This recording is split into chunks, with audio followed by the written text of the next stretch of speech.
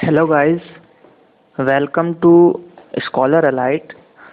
आज इस वीडियो में मैं आपको संविधान सभा के बारे में बताऊंगा कि संविधान सभा का गठन कैसे हुआ, उनके अध्यक्ष कौन थे, कब गठन हुआ, कितने दिन में संविधान बना। ये सब इसके मल्टीपल चॉइस क्वेश्चन आज हम देखने वाले हैं। तो स्टार्ट करते हैं। हम क्या देखेंगे? संविधान सभा, ये आप देख सकते हैं हमारा संसद है। तो अब हम सीधे मल्टीपल चॉइस क्वेश्चन की तरफ बढ़ेंगे। तो सबसे पहले देखते हैं संविधान सभा की पहली बैठक कहाँ पे हुई थी। मतलब जो संविधान सभा था हमारा, उसकी जो पहली बैठक थी वो कहाँ पे हुई थी। तो ऑप्शन है कोलकाता, दिल्ली, बिहार या इनमें से कोई नहीं। तो इसका आंसर है दिल्ली। दिल्ली में सबसे पहली बैठक हुई थी, वो भी दिल्ली के काउंसिल चैम्बर में। तो ये आप इसको नोट डाउन कर सकते हैं कॉपी में कि दिल्ली के काउंसिल चैम्बर में 1946 को पहली बैठक की गई थी। दिल्ली के काउंसिल मेंबर में 1946 को। अब नेक्स्ट क्वेश्चन देखते हैं, संविधान सभा की पहली बैठक कब हुई। अब उसने डेट पूछ ली कि पहली बैठक कब हुई। तो क्या 11 दिसंबर 1946 को, 9 दिसंबर 1946 को, 13 दिसंबर 1946 को या 15 दिसंबर 1946 को। तो संविधान सभा की पहली बैठक हुई थी आपकी 9 दिसंबर 1946 को। इसमें हमारे अस्थायी जो अध्यक्ष थे सच्चिदानंद सिन्हा, इनको चुना गया था, जो कि सबसे बुजुर्ग थे उस समिति में, उस पूरे जो मेंबर थे उसमें। नेक्स्ट क्वेश्चन देखते हैं, या आगे अगला क्वेश्चन, संविधान सभा के अस्थायी अध्यक्ष कौन थे। ये क्वेश्चन जब भी आए तो गौर से पढ़ें कि वो अस्थायी बोल रहा है या स्थायी बोल रहा है। अगर वो अस्थायी बोल रहा है तो उसका आंसर तो हो जाएंगे सच्चिदानंद सिन्हा, क्योंकि ये सिर्फ 2 दिन के लिए बने थे। 9 तारीख को बने थे और 11 को फिर चेंज हो गए थे, क्योंकि 11 को राजेंद्र प्रसाद को स्थायी अध्यक्ष बना दिया गया था 11 दिसंबर 1946 को। तो ये क्वेश्चन आपको पढ़ना बहुत जरूरी है। भारत की संविधान सभा गठित करने का आधार क्या था। मतलब जो संविधान सभा को गठित करने का आधार क्या था, मतलब किसके कहने पे या किसके सलाह से ये बना था। तो भारतीय स्वतंत्रता मिशन, जो स्वतंत्रता मिशन था 1935 का, भारत शासन अधिनियम, क्या उससे या कैबिनेट मिशन 1946 या फिर पूना पैक्ट।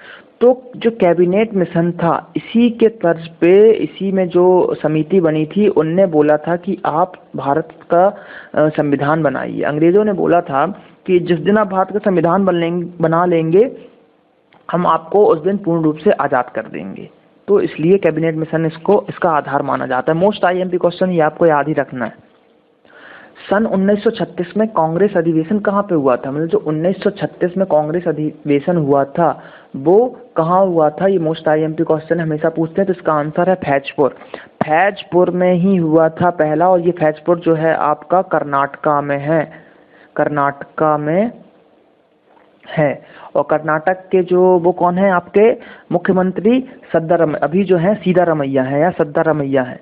तो इसको आप याद कर सकते हैं। अगर आपको सीएम्स वगैरह याद करने हो तो आप मेरा सीएम वाला वीडियो देख सकते हैं, जो कि पॉलिटिक्स के प्लेलिस्ट में होगा सीएम वाला वीडियो। उसमें मैंने पूरे ऑल 29 स्टेट के सीएम को याद करने की ट्रिक बताई हुई है, तो वो भी आप देख सकते हैं। तो ये कर्नाटक में है। अगला, कैबिनेट मिशन के अनुसार संविधान सभा में कुल कितने सदस्य थे। कैबिनेट जो मिशन था उसके अनुसार, कैबिनेट मिशन कब का, 1946 का। तो इसके अनुसार संविधान सभा जो थी, संविधान सभा में कुल कितने सदस्य थे, 389, 409, 429 या 505। तो इसका आंसर है 389। 389 सदस्यों को चुना गया था वोटिंग के लिए, फिर उसमें से कई सदस्य चुने थे, तो 389 थे। अब संविधान सभा में कांग्रेस को कितनी सीटें मिली। 389 सीटें थीं, उसमें से कांग्रेस को मिली थी 208 सीटें। 389 में से कांग्रेस को कितनी मिली, 208 सीटें हमारे कांग्रेस को मिल गई। 73 सीटें जो थी ये मुस्लिम लीग को मिली थी, 73 सीटें मुस्लिम लीग को मिली थी। तो ये आपको याद करना है कि 208 जो थी ये किसको मिली है, आपको कांग्रेस को। नेक्स्ट क्वेश्चन देखते हैं, संविधान सभा में मुस्लिम लीग को कितनी सीट मिली। अभी तुरंत ही मैंने बताया था। तो मुस्लिम लीग को मिली हैं आपकी 79 सीटें। किसको मिली हैं आपको, 73 सीटें मिली हैं आप किसको, मुस्लिम लीग को। तो ये हो गया आपका। नेक्स्ट क्वेश्चन देखते हैं, भारतीय संविधान सभा की स्थापना कब हुई? भारतीय संविधान सभा की स्थापना कब हुई? तो इसका आंसर है 1946, क्योंकि पहली बैठक भी इसी समय हो रही है, कैबिनेट मिशन भी यहीं पे आ रहा है, राजेंद्र प्रसाद भी 1946 में ही अध्यक्ष बन रहे हैं, तो इसका आंसर हो गया आपका 1946। नेक्स्ट क्वेश्चन देखते हैं, संविधान सभा के स्थायी सदस्य कौन बने? मैंने पहले ही बताया इस टाइप के जब क्वेश्चन आए तो ये वर्ड आपको देखना बहुत ही जरूरी है कि वो स्थायी बोल रहा है कि अस्थायी बोल रहा है। यहाँ पे उसने बोला स्थायी, और देखिए पहला ही ऑप्शन सच्चिदानंद सिन्हा दे रखा है जो कि अस्थायी है, और दूसरा ऑप्शन है राजेंद्र प्रसाद जो कि आपके स्थायी सदस्य थे, जो कि 11 दिसंबर 1946 को इनको संविधान सभा के स्थायी अध्यक्ष बनाए गए थे। या ठीक है, नेक्स्ट क्वेश्चन देखते हैं, संविधान सभा के संवैधानिक सलाहकार किसे नियुक्त किया गया था? मतलब संविधान सभा थे उसके संवैधानिक सलाहकार किसे नियुक्त किया गया था? संवैधानिक सलाहकार, तो संवैधानिक सलाहकार डॉक्टर भीमराव अंबेडकर थे क्या, राजेंद्र प्रसाद, सच्चिदानंद सिन्हा? तो देखिए राजेंद्र प्रसाद स्थायी अध्यक्ष थे, सच्चिदानंद सिन्हा जो थे अस्थायी अध्यक्ष थे, डॉक्टर भीमराव अंबेडकर जो थे वो प्रारूप समिति के अध्यक्ष थे। तो ऑप्शन कौन सा बच गया? बी एन राव जो थे ये थे संवैधानिक सलाहकार। तो ये क्वेश्चन आपको याद रखना है, ये थोड़ा दिक्कत रहता है पेपर में, हम बी एन राव कभी टिक नहीं करते, लेकिन बी एन राव संवैधानिक सलाहकार है। नेक्स्ट क्वेश्चन देखते हैं, संविधान सभा के प्रारूप समिति के सदस्यों की संख्या कितनी थी? जो प्रारूप समिति थी जिसके अध्यक्ष डॉक्टर भीमराव अंबेडकर थे, प्रारूप समिति के अध्यक्ष कौन थे? डॉक्टर भीमराव अंबेडकर। उसमें सदस्यों की संख्या कितनी थी? तो उसमें सदस्यों की संख्या आपकी थी 7 थी सदस्यों की संख्या। नेक्स्ट क्वेश्चन देखते हैं, प्रारूप समिति के अध्यक्ष किसे नियुक्त किया गया था? प्रारूप समिति जो था, प्रारूप समिति के अध्यक्ष किसे नियुक्त किया गया था? तो यह भी मैंने बताया, प्रारूप समिति के अध्यक्ष से डॉक्टर भीमराव अंबेडकर, भारत रत्न जिनको मिल चुका है, तो Bharat Ratna doctor Bhimrao Ambedkar. Next question देखते हैं, झंडा समिति के अध्यक्ष कौन थे? जो झंडा समिति है, झंडा समिति के अध्यक्ष कौन थे? तो क्या डॉक्टर भीमराव अंबेडकर थे, जेबी कृपलानी थे, के.एस. मुंशी थे, जवाहरलाल नेहरू थे? तो इसका आंसर है आपका जेबी कृपलानी। जेबी कृपलानी जो थे झंडा समिति के आपके अध्यक्ष थे। तो ये क्वेश्चन आपको याद रखना है। राष्ट्रीय झंडे को कब ग्रहण किया गया था? मतलब कब अपनाया गया था? राष्ट्रीय झंडे को कब अपनाया गया था? जुलाई 1946, जुलाई 1947, जुलाई 1948 या इनमें से कोई नहीं? तो इसका आंसर है जुलाई 1947। वो भी डेट मैं बता देता हूँ आपको, 22 जुलाई। अगर आप बड़े एग्जाम देंगे तो उसमें डेट के साथ पूछता है वो, जैसे कि एसएससी सीजीएल हो गया, पीएससी हो गया, इनमें वो डेट के साथ पूछता है। तो 22 जुलाई 1947 को हमारे झंडे को संविधान में उसकी मान्यता मिली थी और उसको अपनाया गया था। नेक्स्ट क्वेश्चन देखते हैं, संविधान को बनाने में कितना समय लगा था? तो संविधान को बनाने में लगा था 2 वर्ष 11 महीने 18 दिन।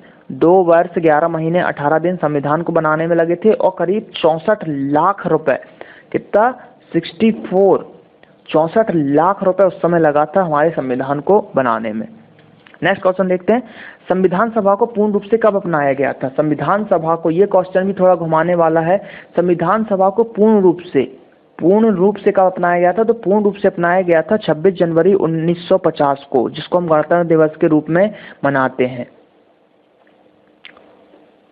नेक्स्ट क्वेश्चन, संविधान सभा का अलंघीकृत कब हुआ? अब जो है ये क्वेश्चन अलंघीकृत वर्ड जैसे ही आए तो आपको 26 नवंबर 1949 को संविधान अलंघीकृत हुआ था। उस समय हमारे संविधान में सिर्फ 15 आर्टिकल ही थे, 15 आर्टिकल ही थे उस समय हमारे संविधान में। तो ये क्वेश्चन, और क्योंकि ऑप्शन पहला है 26 जनवरी 1950 दे रखा है, लेकिन इसका आंसर है 26 नवंबर 1949। नेक्स्ट क्वेश्चन, संविधान सभा को बनाने के लिए कितनी बैठकें हुई थी?